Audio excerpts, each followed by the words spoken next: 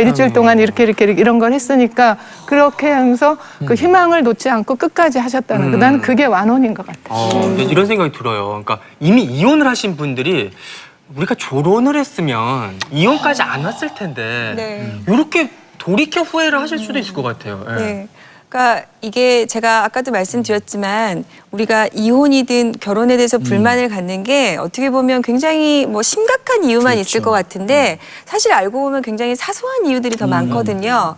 그래서 그러니까 돌아와서 이혼을 선택하신 분들 한 1000여 명을 그 대상으로 해서 만약에 조론이라는 것이 있었다면 어떻겠냐 했더니 많은 분들이 1위로 선택을 하신 게 일정 기간 좀 헤어져서 우리가 부부를 돌아볼 수 있었으면 좋았겠다. 이렇게 답변을 해주셨다는 거예요. 그러니까 뭔가 내가 결혼 생활에 처음에 와가지고 왔는데 잠시 상대방에 대해서 좀 돌아보고 결혼 생활 다시 돌아볼 시간이 있었다면 그 갈등을 좀 피할 수 있을 거라는 거죠. 그래서 이런 의미에서 이제 조론에 대해서 한번 다시 생각해 보는 것은 좀 의미가 있을 것 같습니다. 근데 조론을 생각하신 분들은 일단 부부가 갈등이 시작됐다는 얘기잖아요. 그렇죠?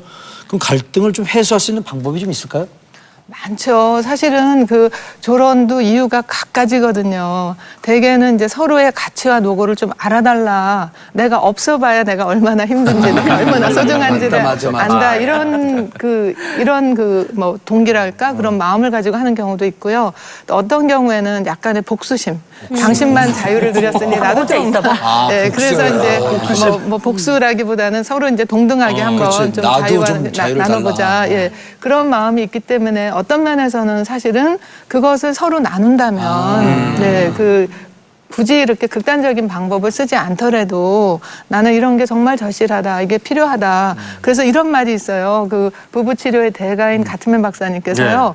결혼하는 거 너무 힘든데 남편들께서 특히 요새는 아내들 맞춰주기가 너무너무 힘들다. 뭐 이것도 해줘야 되고 저것도 해야 되고 결혼기념일도 찾아줘야 되고 뭐 로맨틱 해야 되고 어쩌고저쩌고 하는데 딱 한 가지만 비결을 좀 가르쳐달라 했더니 그 비결이 저도 깜짝 놀랐어요. 뭐예요? 아내의 꿈을 존중해줘라. 아내의 꿈을 존중해줘라. 예, 그게 남편이 그 아내의 결혼을 지금 눈물이 글썽글썽. 아니 딱 너무 네. 들어맞잖아요 지금. 맞아요.